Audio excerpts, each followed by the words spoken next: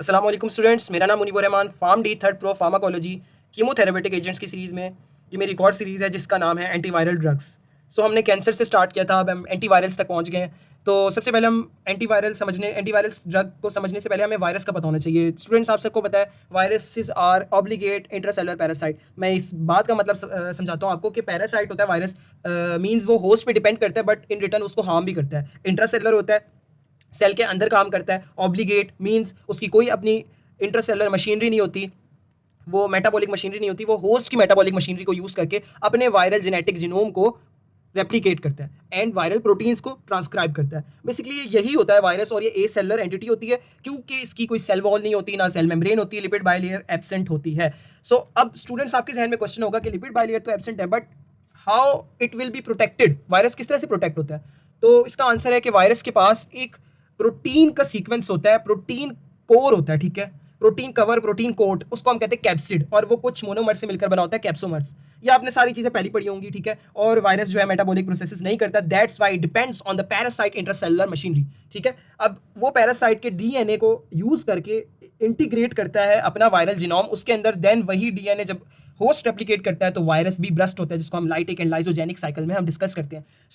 Further हम इसकी pharmacological approaches देखने से पहले हम समझते हैं कि वायरस की क्या क्या इंपॉर्टेंट टाइप्स हैं, ठीक है। एक तो आरएनए वायरस होते हैं, एक तो डीएनए वायरस होते हैं। ये on the basis of their genome, there genetic makeup की बेसिस पे हम वायरस को क्लासीफाई करते हैं, ठीक है। लेकिन कुछ ऐसे वायरसेस होते हैं जो सिम्टोमेटिक अपीयरेंस पे जो है वो क्लासीफाई होते हैं। फॉर एग्जांपल HIV, उसके सिम्टम्स कैसे हैं उसको हमने अलग बेस पे डिवाइड किया हुआ है। और उसी वायरस को अगर हम दूसरी क्लासिफिकेशन से देखें तो HIV इज अ रीट्रो वायरस, ठीक है, ह्यूमन इम्यूनो डेफिशिएंट वायरस, ठीक है। अब यहाँ पर जो है जो रीट्रो वायरस है वो आरएनए वायरस है, ठीक है, सिंगल स्टैंडर्ड है। तो इस तरह से हमने क्लासिफिकेशन की हुई है और हमने बारी बारी ड्रग्स जो पढ़नी है वो इन्हीं क्लासिफिकेशन के बेस पे पढ़नी है। स्टार्ट करते हैं अपनी पहली classification of drugs, which is यहाँ से हम जो लिपिन से जो हम स्टार्ट करें वो बिल्कुल एंड से स्टार्ट करेंगे। Drugs for the treatment of HIV, ठीक है। Nucleoside and nucleotide reverse transcriptase inhibitors आते हैं इसके अंदर, नॉन न्यूक्लियोसाइड आते हैं, प्रोटीज इनिबिटर आते हैं, इंटीग्रेट स्टैंड ट्रांसफर इनिबिटर्स आते हैं, ठीक है, फ्यूजन और एंटी इनिबिटर्स आते हैं। तो सबसे पहले मैं आपको अपने नोट्स खोलकर दिखाता हूँ कि हमने किस तरह से क्लासीफाई करना है, और शॉर्ट नोट्स पे समझाऊंगा ताकि आपको अच्छे समझ में आ जाए। इतनी कॉम्प्लेक्स बात नहीं है, ईजी है, बस क्लासिफिकेशन मुश्किल है। स्टूडेंट, जिस तरह से एंटी कैंसर के नोट्स हैं, ये मेरे एंटी वायरल के नोट्स हैं। सबसे पहले हमने आज इस लेक्चर में एंटी रीट्रो वायरल ड्रग्स को हमने डिस्कस करना है। HIV इज अ रीट्रो वायरस, ठीक है। अब HIV होता क्या है उसको हम थोड़ा सा देख लेते हैं। HIV जो है HIV 1 टाइप का होता है और HIV 2 टाइप का होता है। और बेसिकली HIV जो है viral infection that attacks the bodies immune system, ये इम्यून सिस्टम पे स्पेसिफिकली एक्ट करता है। यही इसका मेजर कॉन्सेप्ट है कि इसीलिए हम इसको कहते हैं ह्यूमन इम्यूनो डेफिशिएंसी वायरस, ठीक है। और ये लीड करता है एड्स, ठीक है, अक्वायर्ड इम्यून डेफिशिएंसी सिंड्रोम, मतलब कि इससे सिंड्रोम भी होता है फिर, ठीक है, जिसको हम एड्स कहते हैं। और ये बॉडी फ्लूइड्स के जरिए ट्रांसमिट होता है, सच एज ब्लड, सीमेन या ब्रेस्ट मिल्क। तो स्टूडेंट्स, ये इसका ओवरव्यू था कि आपको पता होना चाहिए HIV क्या है। अब वायरस जो है वो वायरल लाइफ साइकिल के ऊपर एक्ट करता है, ठीक है। हम सबसे पहले समझेंगे कि HIV का फिर साइकिल क्या होता है, उसका लाइफ साइकिल क्या होता है, कि HIV किस तरह से अपने आप को ग्रो करता है, ठीक है, अपने आप को ग्रो करने के बाद किस तरह से रेप्लिकेट करता है। तो सबसे पहले हम इस साइकिल को समझ लेते हैं, फिर उसके बाद इसकी जो ड्रग्स हैं, जो फार्माकोलॉजिकल अप्रोचेज हैं, उसको डिस्कस करते हैं। अगर आपको सही तरह से नजर आ रहा है तो यहाँ पर एक वायरस है, ठीक है, और ये HIV वायरस, ठीक है, मैं हाईलाइट करता रहूँगा। और ये देखें, ये इसका कैप्सिड है और ये कैप्सोमर्स है, ठीक है। और ये बीच में जो है इसका जेनेटिक मेकअप है, which is single standard RNA, ठीक है। आपको पता होगा रीट्रो वायरस जो है सिंगल स्टैंडर्ड RNA पे कंप्राइज करता है। तो यहाँ पर आपने कुछ चीज़ें पढ़नी है, जो समझने वाली चीज़ें वो मैं आपको बताता हूँ। उसमें से सबसे पहले जो है ना, यहाँ पर आप देखें तो यहाँ पर एक प्रोटीन है, ठीक है, ये इसको हम कहते हैं GP120, ठीक है। और ये एक हैंड की तरह है बेसिकली, और इस हैंड के ऊपर जो कि कैप है उस प्रोटीन का नाम है GP41, ठीक है। अब ये GP120 और GP41 मिलाकर ये एक हैंड बना रहे हैं, ठीक है। बेसिकली ये हैंड है जो कि रिसेप्टर पे जाकर एक्ट करेगा। कौन से रिसेप्टर पे? CD4 रिसेप्टर पे। और ये एक है T सेल, बेसिकली ये T लिम्फोसाइट है, ठीक है, T हेल्पर सेल है, हेल्पर T सेल। और इस पे ही तो एक्ट करता है, इस पे ही तो बेसिकली HIV एक्ट करता है। अब इसका जो रिसेप्टर है ये, जिसका नाम है CD4 रिसेप्टर, यहाँ पर इसने आना है और जुड़ना है, तब जाकर तो फ्यूजन होगी, बेसिकली इसको हम कहते हैं फ्यूजन। और यहाँ पर एक हेल्पर प्रोटीन होती है जिसको हम CCR5 रिसेप्टर या CXCR4 रिसेप्टर कहते हैं। तो ये चार चीज़ें मैंने आपको बता दी। अब जब इसने जो है यहाँ पर बॉन्ड बना लिया तो यहाँ पर एक कैस्केड ऑफ रिएक्शन होगा जिसकी वजह से CD4 रिसेप्टर्स एक्टिवेट हो जाएंगे। उसकी एक्टिवेशन की वजह से जो है ना यहाँ पर वायरस जो है वो जो मेम्ब्रेन है टी लिम्फोसाइट की, वो इनगल्फ कर देगी वायरस को, अपने अंदर ले आएगी। और वायरस जब अपने अंदर आ जाएगा तो यहाँ पर वायरस पूरा का पूरा नहीं आएगा, बेसिकली वायरल का जो जेनेटिक मेकअप है वो अंदर जाएगा सिर्फ, ठीक है। अभी जेनेटिक मटेरियल जिस तरह इंजेक्शन होता है ना, वैसे इंजेक्ट करेगा, और ये इंजेक्ट करने के बाद ये देखिए यहाँ पर आ गया, RNA अंदर आ गया। और ये जो स्टार मैंने बनाया हुआ ये है रिवर्स ट्रांसक्रिप्टेज एंजाइम, ठीक है। अब ट्रांसक्रिप्शन आपको पता है DNA से RNA को, DNA से RNA को ट्रांसक्रिप्शन कहते हैं। रिवर्स ट्रांसक्रिप्शन में क्या होगा, RNA DNA में बनेगा। और रिवर्स ट्रांसक्रिप्टेज का एक और नाम है RNA डिपेंडेंट DNA पॉलीमरेज, ठीक है। ये आपने बात याद रखनी है। यहाँ पर ये कुछ अपने जो है फंक्शनल एंजाइम्स भी छोड़ देगा, ठीक है, और साथ साथ अपनी जो जेनेटिक मेकअप है वो भी छोड़ देगा। जब इसने ये दोनों काम कर लिए, अब होना क्या है, वायरस जो है वो तो यहीं पर है, लेकिन जो जेनेटिक मटेरियल है वो इंट्रासेलुलरली हो गया। फिर यहाँ जो है रिवर्स ट्रांसक्रिप्टेज यूज करेगा, होस्ट का रिवर्स ट्रांसक्रिप्टेज एंजाइम यूज करेगा वायरल RNA, और क्या करेगा, एक DNA में तब्दील हो जाएगा। अब ये DNA क्या होगा, ये DNA न्यूक्लियस के अंदर चला जाएगा, सेल के जो होस्ट सेल है। अब यहाँ पर एक है और एंजाइम, ये पहला एंजाइम, ठीक है, ये दूसरा एंजाइम। अब इन्हीं की हम ड्रग्स दे देंगे और रोक लेंगे सेल साइकिल को। तो बेसिकली इंटीग्रेस क्या करता है, जो होस्ट का DNA, ये होस्ट का DNA, ये देखिए, देख रहे ना, वो तो कंप्लीट है, ठीक है। जो वायरल DNA है, अब यहाँ पर एक एंजाइम होता है इंटीग्रेस मींस इंटीग्रेट करता है किसको, वायरल DNA को अपने अंदर करेगा, मींस होस्ट DNA के अंदर। तो यहाँ से पहले कट करेगा एक पीस, ठीक है, DNA का, और ये जो वायरल DNA वो इसके अंदर इनकॉर्पोरेट हो जाएगा, इंटीग्रेट, और फिर से ये DNA बन जाएगा। तो ये हमारे पास जो DNA फाइनल बनेगा, इसके अंदर होस्ट DNA भी है और वायरल DNA की भी जो इंस्ट्रक्शन है वो भी है। तो जिसकी वजह से जब होस्ट DNA अपने DNA को रेप्लिकेट करेगा या खुद रेप्लिकेट होगा, तो वायरस का जो DNA वो भी रेप्लिकेट होगा। इसी को हम कहते हैं ऑब्लिगेट इंट्रासेलुलर पैरासाइट। अब ये जो DNA है जिसके अंदर वायरल DNA भी मौजूद है, ये क्या करेगा, पॉलीप्रोटीन्स बनाएगा। पॉलीप्रोटीन्स कैसे बनाएगा, जो कि राइबोसोम्स है उससे बनेंगी। राइबोसोम से यहाँ पर RNA का स्ट्रैंड चलेगा और पॉलीप्रोटीन्स बन जाएगी। अब ये पॉलीप्रोटीन्स जो बन गई है, देखिए, ये देखें, RNA का स्ट्रैंड राइबोसोम ने रीड किया और प्रोटीन बना लिया, अमीनो एसिड का सीक्वेंस बना लिया। ये एक सीक्वेंस है, मैं एक मिनट कलर चेंज कर देता हूँ। ये आपके सामने एक सीक्वेंस है, ठीक है, ये एक सीक्वेंस है, ये एक सीक्वेंस, ये पॉलीप्रोटीन्स है, ठीक है। अब पॉलीप्रोटीन्स आर नॉन फंक्शनल प्रोटीन। अब एक प्रो आपने ड्रग पढ़ी होगी, प्रो ड्रग को क्लीव होना पड़ता है, या प्रो प्रोटीन को क्लीव होना पड़ता है, तब जाकर वो एक्टिव प्रोटीन में बनती है। तो इसने भी क्लीव होना है, और ये जो क्लीवेज है ना, ये क्लीवेज जो किसके इन्फ्लुएंस से होनी है, ये होनी है हमारे पास प्रोटीएज एंजाइम।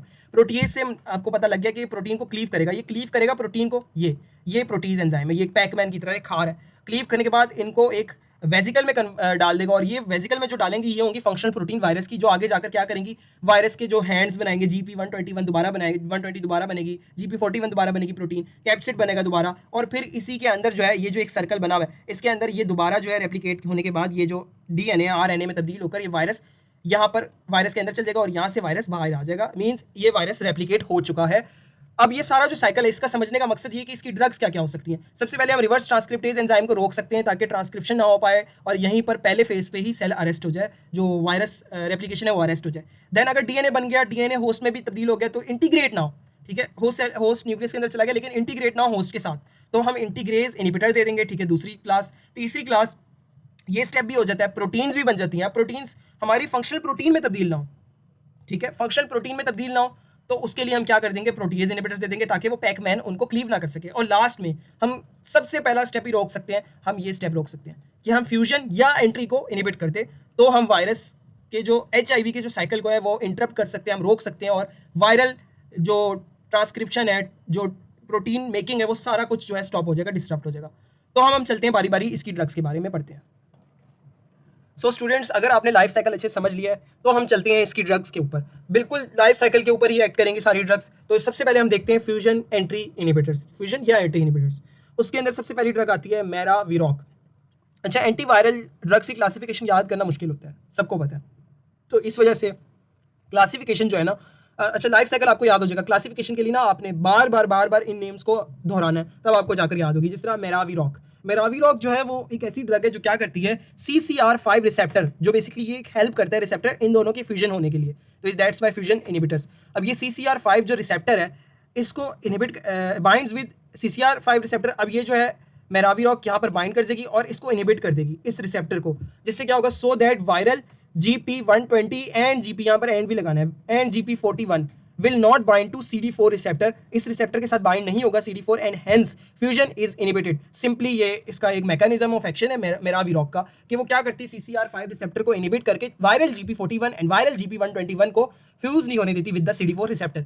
इसी तरह की दूसरी ड्रग जो है उसका नाम है एनफुवर्टाइड, ये यहाँ पर ENFU है, VIRTIDE, एनफुवर्टाइड, ठीक है, इसको इस तरह आपने याद करना है। इट मिमिक्स का आपको मतलब पता है कि वो मिमिक करेगा, वो उसकी जैसा ही होगा बिल्कुल द वायरल GP41, जो ये GP41 प्रोटीन है ना, सो ये इन्फर्मेटाइड जो है वो मिमिक्स करेगा वायरल GP41 प्रोटीन को, इस वाली प्रोटीन को, जिससे क्या होगा, जो ओरिजिनल GP41 प्रोटीन है वो इसके साथ फ्यूज नहीं हो सकेगी, और फिर सेल साइकिल जो है, जो वायरल साइकिल है वो अरेस्ट हो जाएगा।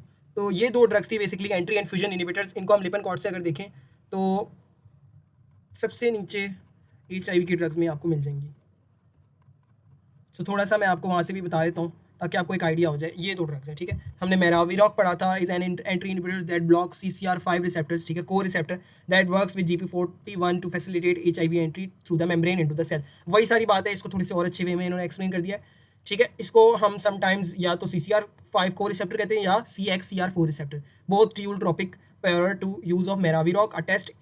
A test to determine viral tropism is required to distinguish whether the strain of HIV virus uses the CCR5 core receptor या CXCR4 core receptor। यहाँ पर इन्होंने एक बात लिखी हुई है कि HIV जो है ना वो कैन बी एक्सप्रेस्ड, या उसके जो रिसेप्टर है वो या तो वो CXCR4 रिसेप्टर हो सकता है या CCR5 रिसेप्टर।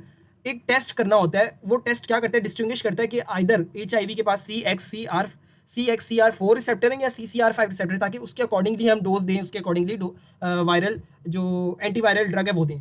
तो ये सारी इसकी जो है वो थोड़ी सी आपने देख लेना मैकेनिज्म है। The drug is well absorbed after oral administration, ठीक है, फार्माकोकाइनेटिक्स आ गई। Maraviroc is metabolized mainly by the hepatic CYP3 एक isozyme and the dose must be reduced when given the most proton pump inhibitors और strong CYP450 inhibitors. आपको पता है proton pump inhibitors CYP450 inhibitors होते हैं, that's why हम मेराविरॉक को कभी भी इनके साथ नहीं दे सकते हैं, ड्रग इंटरेक्शन है, कॉन्ट्रा इंडिकेटेड है, ठीक है। Meraviroc is generally well tolerated. The drug has been associated with severe hepatotoxicity, may be preceded by a fever or rash. Monitoring of liver function is recommended, ठीक है। तो ये Meraviroc की profile है सारी, और यहाँ पर एज इट इज़ इन्फर्विटाइड की भी है। तो इन्फर्विटाइड का मैकेनिज्म आपको पता है क्या है, कि वो मिमिक करता है वायरल GP41 प्रोटीन को। तो दैट्स वाई ये दोनों जो ड्रग्स है वो एंट्री या फ्यूजन इनिबिट कर देती हैं वायरल जो जीनोम है उसकी, ठीक है, ताकि वो एंटर ही ना हो सके और पहला स्टेप ही रुक जाए। देन हम चलते हैं रिवर्स ट्रांसक्रिप्टेज इनिबिटर। अब दूसरी ड्रग्स क्लास यही हो सकती है कि रिवर्स ट्रांसक्रिप्टेज जो एंजाइम है उसको इनिबिट कर दिया जाए। इनिबिट भी वो दो तरीके से कर सकते हैं, पहले आती है न्यूक्लियोटाइड या न्यूक्लियोसाइड रिवर्स ट्रांसक्रिप्टेज इनिबिटर्स, ठीक है, non nucleotide reverse transcriptase inhibitors. कुछ ऐसे रिवर्स ट्रांसक्रिप्टेज इनिबिटर्स होंगे जो कि न्यूक्लियोटाइड्स होंगे, जो कि न्यूक्लियोटाइड जैसे होंगे। न्यूक्लियोटाइड आपको पता है बेसिस होते हैं, DNA बेसिस। अब वो न्यूक्लियोटाइड क्या करेंगे, वो क्या करेंगे, मिमिक द नेचुरल न्यूक्लियोसाइड्स, ठीक है, and get incorporated into viral DNA। अब जो रिवर्स ट्रांसक्रिप्टेज है ये RNA इज अ न्यूक्लियोटाइड या न्यूक्लियोसाइड कह लें आप इसको, ठीक है, मैं आगे जाकर फर्क भी बताऊंगा न्यूक्लियोसाइड और न्यूक्लियोटाइड में फर्क क्या होता है। अब ये RNA जो है नेचुरल है, अब इसकी जगह ये आ जाएगी ड्रग, जाइडोवुडीन, लेमिवुडीन, स्टावुडीन, एम्ट्रिसिटाबिन, जेल्सिटाबिन, डाइडेनोसिन, एबाकाविर एंड टिनोफोविर, ठीक है, टिनोफोविर। अब ये इसकी जगह आ गई तो RNA रीड नहीं होगा, ये ड्रग्स रीड होंगी बेसिकली, जिसकी वजह से RNA तो रीड हुआ नहीं, और जो सेल साइकिल है, RNA का साइकिल है, HIV का साइकिल है, वो अरेस्ट हो गया। Mimic natural nucleotides and get incorporated into viral DNA causing chain termination, chain बनेगी नहीं। These drug required intracellular phosphorylation, इन ड्रग को पहले फॉस्फोरिलेट होना पड़ता है इंट्रासेलुलरली, फिर जाकर काम करती है। एडवर्स इफेक्ट क्या हो सकते हैं, माइटोकॉन्ड्रियल टॉक्सिसिटी हो सकती है, ठीक है, जिसमें myopathy, lactic acidosis, neuropathy, pancreatitis, hypersensitivity reaction abacavir से होते हैं, ठीक है। लैक्टिक एसिडोसिस क्यों होता है, इसकी सबसे बड़ी रीज़न ये है कि जो लैक्टिक एसिडोसिस होता कब है, पहले आपने ये समझना है, जब ऑक्सीडेटिव फॉस्फोरिलेशन नहीं होती सेल के अंदर, तो वो क्या करता है, सेल कन्वर्ट हो जाता है लैक्टिक एसिड पे। लैक्टिक एसिड जब ज़्यादा होगा तो उसमें एसिडिक कंसंट्रेशन ज़्यादा हो जाएगी, जिसको हम कहते हैं लैक्टिक एसिडोसिस। यहाँ पर जब रिवर्स ट्रांसक्रिप्टेज इनिबिट हो जाएगा तो ये जो पूरा का पूरा नॉर्मल सेल साइकिल है ना वो भी इनिबिट हो जाएगा, क्योंकि रिवर्स ट्रांसक्रिप्टेज जब इनिबिट हो गया तो या तो वायरल DNA इसके अंदर जाना है, या तो वायरल RNA जाना है, या तो सेल का जो नॉर्मल RNA है। जब दोनों नहीं जाएंगे तो ये चीज़ें जो है सारी की सारी डिस्टर्ब हो जाएंगी, तब जो है सेल ऑक्सीजन डेफिशिएंट हो जाएगा, क्योंकि वहाँ पर ऑक्सीजन की कमी हो जाएगी, क्योंकि वहाँ पर न्यू माइटोकॉन्ड्रिया नहीं बन रहे होंगे, ठीक है। जब न्यू माइटोकॉन्ड्रिया नहीं बन रहे होंगे, जिसकी वजह से सेल जो है लैक्टिक एसिडोसिस की तरफ चला जाएगा, न्यूरोपैथी की तरफ चल जाएगा, मायोपैथी की तरफ चल जाएगा, पैंक्रियाटाइटिस, हाइपर सेंसिटिविटी विद एबाकाविर, ठीक है। दूसरी ड्रग वो होती हैं जो कि नॉन न्यूक्लियोटाइड, मतलब कि न्यूक्लियोटाइड नहीं होती, वो क्या करती हैं, बाइंड्स विद एलोस्टेरिक साइड। अब यहाँ पर एक एक्टिव साइड होती है, यहाँ पर एक एलोस्टेरिक साइड के साथ बाइंड हो जाएंगे ताकि रिवर्स ट्रांसक्रिप्टेज को इनिबिट कर दिया जाए, ठीक है। और रिवर्स ट्रांसक्रिप्टेज के अंदर कन्फॉर्मेशनल चेंजेस ले आएंगे जिसकी वजह से वो इनिबिट हो जाएगा। हेपेटोटॉक्सिटी, सीएनएस टॉक्सिटी विद एफाविरान्स के साथ टेराटोजेनिक होते हैं, मींस ये प्रेगनेंसी में कॉन्ट्राइंडिकेटेड होते हैं, ठीक है। नेविरापीन, एफाविरान्स, इट्राविरीन, डेलाविरडीन। अब यहाँ पर एक बात याद रखनी है कि इनको याद रखने का तरीका है व्यूडीन, व्यूडीन, व्यूडीन, ठीक है, स्टावोडीन, लेमिवुडीन, जाइडोव्यूडीन, या सीटाबीन, सीटाबीन, ठीक है, एम्ट्रीसीटाबीन, जेलसीटाबीन। डाइडाइनोसिन को आप ऐसे याद कर लें, अबाकाविर, विर आ गया, या टिनोफोविर। अब non nucleoside reverse transcriptase inhibitors को याद रखना है, इनके जो बीच में ना वो विरा है, ठीक है, विर विर आ रहा है बीच में, एफावाइरेंस, ठीक है, नेविरापीन, इट्राविराइन, ठीक है, डेलाविरडीन, ठीक है, विर विर आ रहा है। तीसरी जो ड्रग क्लास हो सकती है पॉसिबल वो है इंटीग्रेज इनिबिटर्स, इनको टेग्राविर्स भी कहते हैं, टेग्राविर्स, डॉल्यू टेग्राविर, रेल टेग्राविर, एलवी टेग्राविर। इनके एंड पे एक सफिक्स आता है वो है टेग्राविर, जो कि निकला है टिग्रेज से, टिग्रेज, टेग्रा, टिग्रेज, इस तरह आपने याद रखना है। मैंने तो इस तरह ही याद किया, आप लोग भी याद रखेगा। तो इनका जो मैकेनिज्म सिंपल है, जैसे कि मैंने आपको बताया था, ये क्या करेंगे, ये इंटीग्रेशन को रोक देंगे होस्ट डीएनए और वायरल डीएनए, ताकि आपस में इंटीग्रेट ना हो पाए। और दैट्स वाई ये इंटीग्रेज इनिबिटर है। और ये क्या करते हैं, binds with the active site of integrase enzyme and inhibits the integration of viral DNA into host DNA.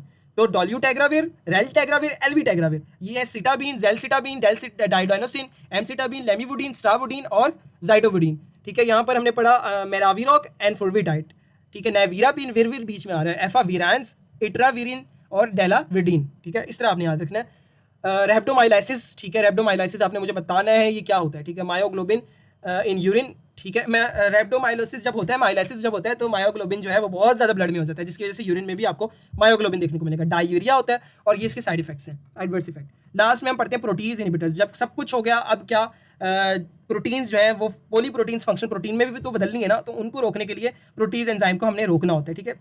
Reverse transcriptase inhibitor को रोक दिया, ठीक है। इसके बाद हम इंटीग्रेज को रोक दिया, अब फंक्शन प्रोटीन्स को, 3 एंजाइमेटिक रिएक्शन को रोक रहे हैं और 1 फ्यूजन एंट्री इनिबिशन को रोक रहे हैं।